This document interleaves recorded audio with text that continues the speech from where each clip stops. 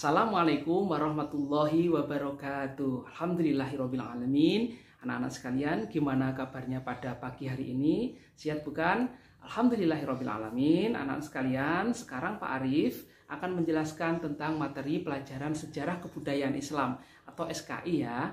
Nah, anak-anak sekalian, kelas 4 pada materi kali ini di pertemuan pertama yaitu kita membahas tentang dakwah Nabi Muhammad SAW. Nah, pokok bahasan yang pertama adalah tentang masyarakat Arab pra-Islam. Jadi masyarakat jahiliyah pra-Islam.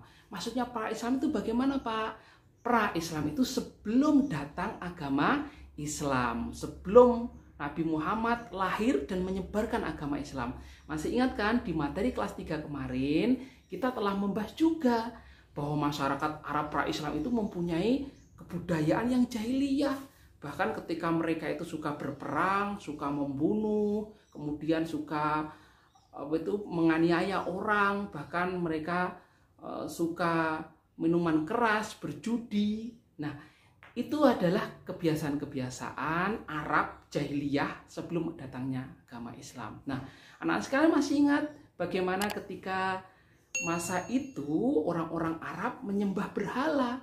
Ada 4 berhala kan? Lata, Uzza, Hubal, dan Manat. Nah, keempat berhala itu diletakkan di mana-mana, di rumah ada, bahkan ada di mana? Masih ingat? Ada di Ka'bah, ada di sekitar Ka'bah, bahkan ada di dalamnya juga ada. Ada 360 berhala, yang paling besar itu namanya Hubal. Nah, berhala itu terbuat dari batu, ada juga dari kayu, bahkan ada dari emas juga. Nah, tergantung masyarakat itu kaya dan miskinnya, tergantung status sosialnya juga. Orang kaya tentu saja dari emas, dari perak, tapi orang miskin mungkin dari batu, juga dari kayu.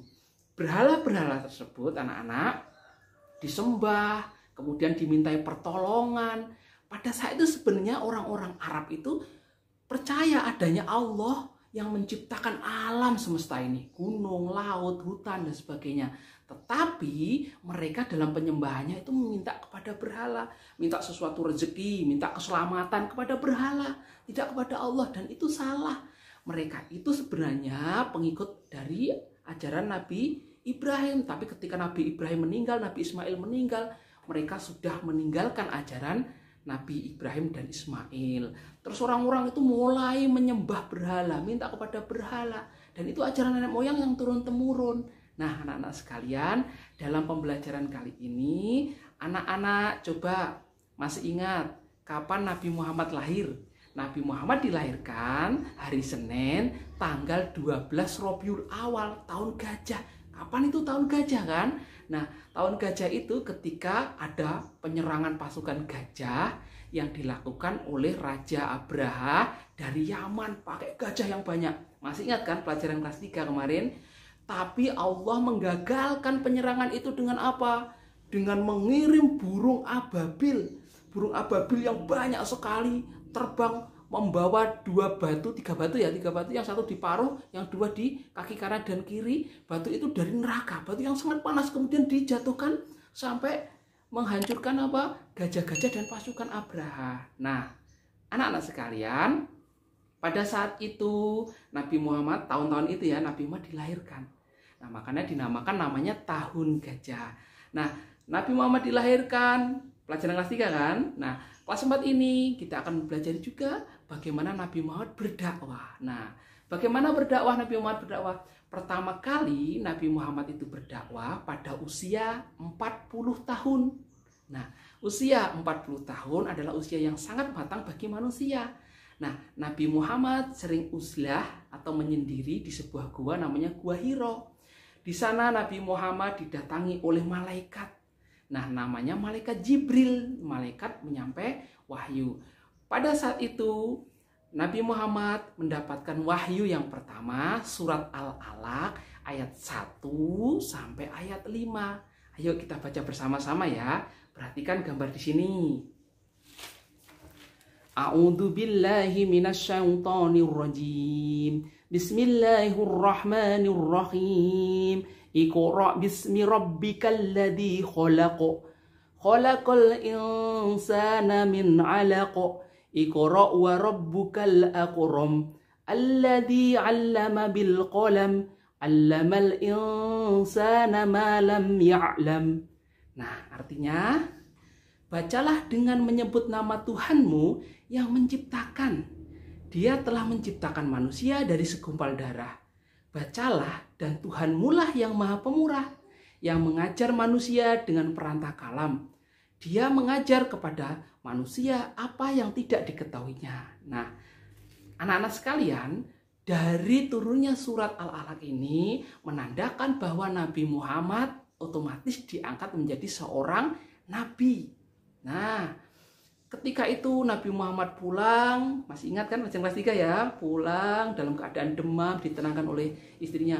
Beberapa berikutnya Nabi Muhammad tidak menerima wahyu lagi, agak lama. Kemudian turunlah surat Al-Muddatsir ayat 1 sampai ayat 7. Nah, perhatikan ayatnya ya. A'udzu billahi minasyaitonir rajim. Bismillahirrahmanirrahim.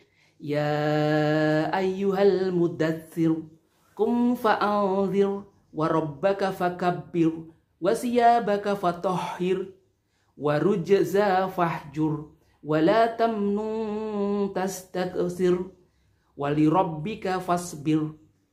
Hai orang-orang berkemul atau berselimut, bangunlah, lalu berilah peringatan, dan Tuhanmu agungkanlah, dan pakaianmu bersihkanlah, dan perbuatan dosa tinggalkanlah, dan janganlah kamu memberi dengan maksud memperoleh balasan yang lebih banyak.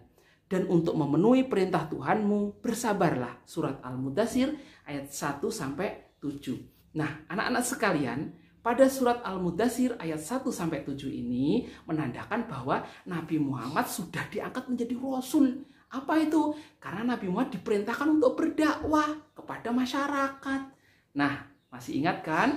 Dakwah Nabi Muhammad ada 2. Dakwah secara sembunyi-sembunyi dan dakwah secara terang-terangan.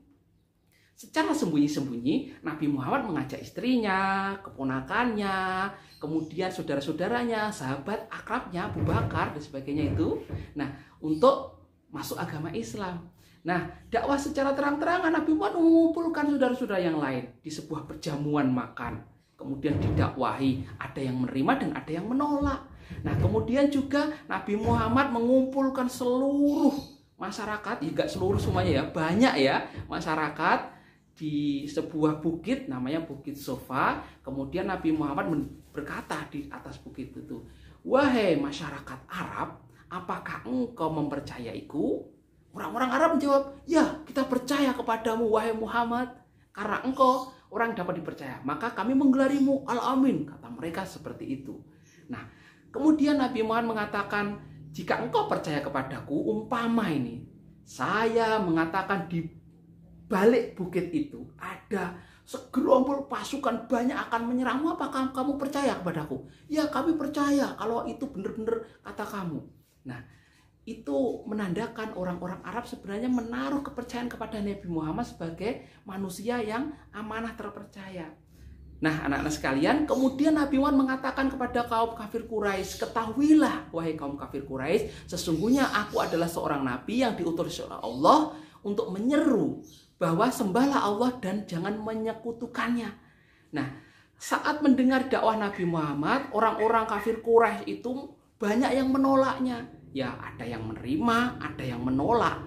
Nah, orang-orang yang menerima dan menolak tentu saja banyak yang menolaknya. Salah satunya adalah Abu Lahab. Abu Lahab mengatakan, "Hei, celaka kamu Muhammad. Hanya untuk ini kamu mengumpulkan kami di sini. Banyak ini hanya untuk mendengarkan kebohonganmu itu. Kamu orang gila." Dikutuk seperti itu.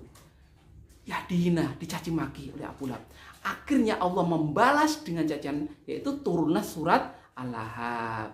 Nah, anak-anak sekalian, itulah dakwah Nabi Muhammad secara sembunyi-sembunyi dan juga secara terang-terangan. Nah, kita akan bahas dakwah Nabi Muhammad secara terang-terangan dalam pertemuan yang kedua. Nah, begitu ya dari Pak Arif untuk pertemuan kali ini. Terima kasih telah menyimak. Semoga yang disampaikan oleh Pak Arif bermanfaat dan anak-anak bisa memahami dengan baik. Akhirul kalam. Assalamualaikum warahmatullahi wabarakatuh.